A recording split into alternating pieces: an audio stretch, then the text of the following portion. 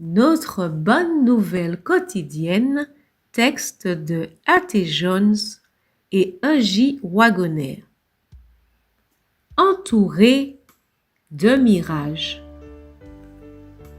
Un moment de légère affliction produit pour nous, au-delà de toute mesure, un poids éternel de gloire. Aussi, nous regardons non point aux choses visibles, mais à celles qui sont invisibles, car les choses visibles sont momentanées et les invisibles sont éternelles. 2 Corinthiens 4, versets 17 et 18. Votre vue vous joue-t-elle souvent des tours?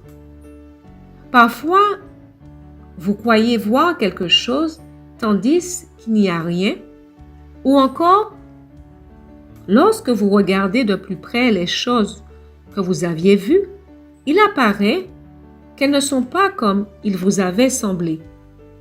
Mais la parole de Dieu ne trompe jamais. À vrai dire, les seules choses sur lesquelles nous pouvons compter sont celles que nous ne pouvons pas voir. Nous voyons la terre, nous voyons le ciel, et pourtant, ils vont disparaître. Matthieu 24, verset 35. Nous pouvons affirmer Dieu est notre refuge et notre force, une aide très présente dans les difficultés. C'est pourquoi nous n'aurons pas peur, même si la terre se retire et si les montagnes se retrouvent au milieu de la mer. Psaume 46, versets 1 et 2. Ce temps va venir. Alors il y aura des personnes qui se sentiront parfaitement calmes et confiantes, et ce seront celles qui auront appris à dire que toutes choses travaillent ensemble pour le bien, pour ceux qui aiment Dieu, qui sont appelés selon son dessein.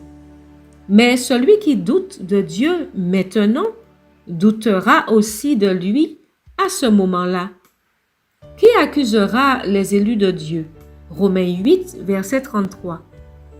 Il y en a bien un qui le fera pour sûr. Nous connaissons son nom, Satan. Voici un témoignage à son sujet. Il a été jeté au sol, l'accusateur de nos frères, celui qui les accusait devant notre Dieu jour et nuit. Apocalypse 2, verset 10. Mais dira une personne malheureuse et découragée, « Je crois tout cela et j'ai confessé mes péchés.